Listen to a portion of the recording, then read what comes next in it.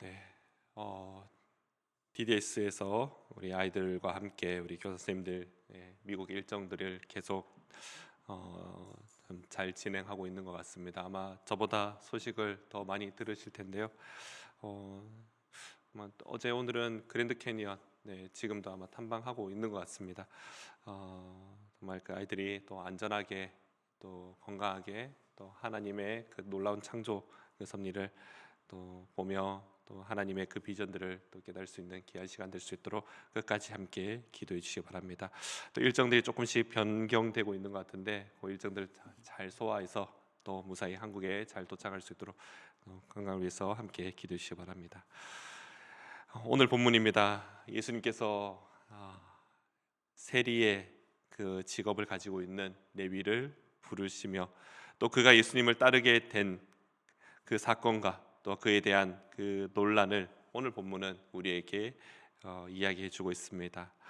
그 시대의 구약의 율법과 전통에 반해 이 땅에 이 땅에 오신 예수님께서 전하시는 그 새로운 복음, 바로 그 복된 소식이 무엇인지를 오늘 우리에게 비교하며 가르쳐 주고 있는 것입니다. 오늘 본문을 통해 예수님의 구속 사역을 깨닫고 또 성도로서 가져야 될 그 마음이 무엇인지를 묵상하고 깨닫는 이 시간 되시길 간절히 소망합니다. 오늘 본문은 저는 크게 두 가지의 내용으로 나눴습니다. 먼저는 27절부터 32절까지 바로 레위를 부르시는 그런 예수님께서 레위에게 새로운 삶의 그 시작을 보여주고 계신다라는 것입니다. 여기서 주목해야 될 부분이 바로 예수님께서 제자로 부르신 그 레위라는 사람, 마태복음에서는 마태 본인이라고 이야기하고 있는데요, 이 레위라는 사람의 그 직업이라는 것입니다. 그의 직업은 세리입니다. 세리는 당시 사회에서 거의 죄인으로 여겨졌고 또 이들은 종종 부패와 탐욕의 직업군으로 많은 이들에게 환영받지 못한 그런 대상이었습니다. 그러나 예수께서 바로 그 죄인인 레위를 부르시고 그에게 새로운 삶이 시작됨을 가르쳐 주고 계신 것입니다. 이 누가복음의 저자 누가이죠. 누가는 바로 죄인으로 취급받는 이 세리 레위를 부르시는 이 사건을 통해 예수님의 구속 사역의 이 사역 이 자체가 특정한 자격을 가진 사람들만의 것이 아니라는 것을, 그것이 아니라 모든 죄인들에게 주어지는 그 은혜라는 것을 우리에게 보여주고자 하는 것입니다. 모두가 아시는 대로 누가는요, 누가복음 그 외에 또 사도행전을 저술하게 됩니다. 그렇게 저술한 누가의 그 시각이 어떤 시각이 있는지를 우리에게 보여주는 것입니다. 레위는 예수님의 부르심에 즉각 일어나서 예수님을 따르게 됩니다. 오늘 본문 28절 보시면요, 그가 모든 것을 버리고 일어나 따르니라 라고 기록하고 있습니다. 그리고 나서 29절에 그의 집에서 잔치를 열며 그 자리에 많은 세리와 죄인들이 예수님과 함께 앉아 있다라는 것을 누가는요, 그것을 묘사하고 있는 것입니다. 누가가 바라보는 예수님을 바라보는 시선입니다.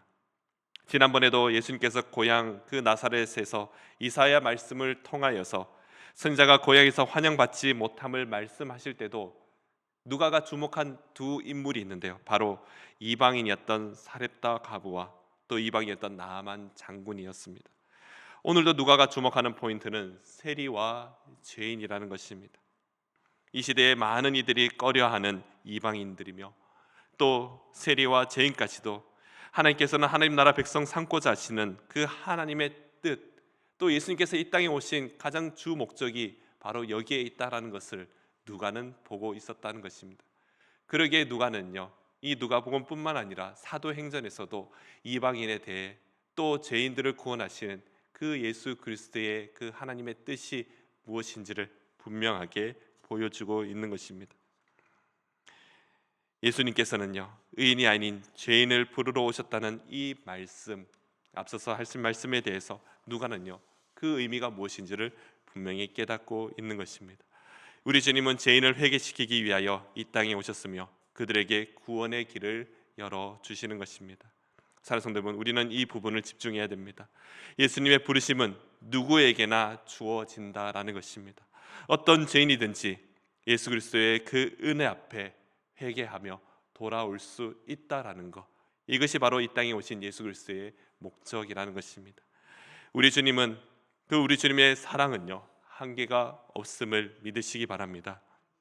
우리 주님의 구속 사역입니다.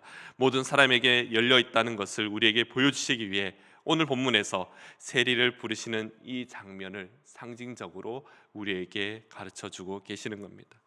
우리는 오늘도 우리를 성도로 부르시고 우리를 구원하신 하나님의 은혜가 무엇인지를 깨달을 때 오늘 하루 감사하며 살아가게 될 줄로 믿습니다. 오늘도 새날을 허락하신 그 하나님께 감사하며 하나님 나라의 백성으로서 살아가는 모든 성도분 되시기를 간절히 소망합니다. 두 번째는요, 이 33절부터 마지막까지 말씀인데요, 바로 바리새인들과 서기관들이 가지는 그 율법적 고정관념의 그 고정관념적 비판에 바로 두 가지의 비유로 대답하시는 예수 그리스도의 말씀이 오늘 기록되고 있습니다. 예수님께서는 세리와 죄인들 그들과 함께 식사를 하고 계십니다. 이 시대의 정결을 중요하게 생각하였던 그 바리새인들과 서기관들의 눈에는요, 예수님께서 이들과 함께 한다는 그 자체가 이상하게 여겨졌다는 것입니다. 그러기에 이것을 비판하고 있습니다.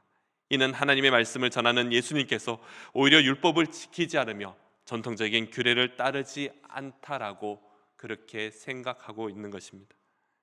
이러한 질문에 우리 주님 그렇게 대답하십니다. 우리 34절 말씀인데요, 34절 말씀 다 같이 한번 읽어보도록 하겠습니다.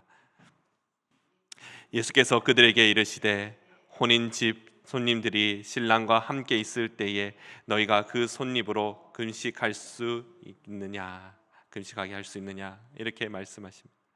즉 혼인잔치에 손님들이 신랑과 함께 있을 때는 금식할 수 없다라고 말씀하시는 겁니다. 이 시대에 금식하는 그런 규례 너무나도 중요했습니다. 지난번에 예전에 이 본문을 가지고 한번 설교를 한 적이 있었는데, 그때 이 시대적으로 조사를 했을 때요, 이들에게 정해진 금식 규례가 있습니다. 근데 그 금식 규례가 계속 수정되어서 이 시대는요 정말 수많은 금식을 했다라는 거예요. 바리새인들과 서기관들도 그러한 금식이 너무나도 중요하다라고 그렇게 강조했다라는 것입니다. 그러나 우리 주님께서는요, 혼인잔치 신랑과 함께 있을 때 그때는 금식할 수 없다라고 말씀하시는데, 근데 이 또한 이 시대의 암묵적인 규례 중에 하나입니다. 금식을 면제받을 수 있는 이유 중에 하나가 바로 혼인잔치 때라는 것입니다. 이렇게 말씀하신 목적이 무엇일까요? 바로 이 시대에 혼인잔치와 같은 그런 시대가 열렸다라는 것입니다. 신랑 되시는 예수님께서 이 땅에 오셔서 우리를 구속하기 위해 이 땅에 오신 거라 말씀하고 계시는 겁니다. 그래서 두 가지의 비유를 말씀하시면서 이렇게 말씀하시는데, 새 옷 조각을 헌 옷에 붙일 수 없으며 또 세수를 오래된 가죽 부대에 넣을 수 없다라고 말씀하고 계시는 겁니다. 이는 구약의 율법과 전통적인 규례가 새로운 복음을 담을 수 없다라는 것을 말씀하고 계시는 겁니다. 예수께서 가져오신 복음은요, 구약의 율법에 속하는 것이 아니라 바로 새로운 구속 시대를 열어가는 새로운 소식이다라는 것을 분명히 제시하고 계십니다. 그 복음은 구약의 규례를 초월하며 하나님의 은혜와 사랑을 중심으로 한 하나의 구원의 길을 제시하고 계신다라고 말씀하시는 겁니다. 이 비유의 핵심입니다. 새 언약과 옛 언약과 새 언약을 혼합할 수가 없다라는 것입니다. 바로 예수님께서 이 땅에 오심으로써 새 언약의 시대가 시작되었으며, 예전의 구약 시대에 드렸던 그 제사의 방식이 아닌 회개와 중생과 새로운 형태의 예배, 바로 이 교회가 시작된다라는 것을 예수님의 오심으로 인하여서 우리에게 보여주고 계시는 겁니다. 다시 말씀드리면 구약의 율법과 전통적인 규례는요, 예수님이 이루신 구속 사역을 온전히 담아낼 수 없다라는 것을 우리에게 가르쳐주고 계시는 겁니다. 새로운 구속의 시대가 열린 겁니다. 예수님은 구약의 율법을 폐기하러 오신 것이 아니라 그것을 완성시키며 새로운 시대를 열고자 하신 것입니다.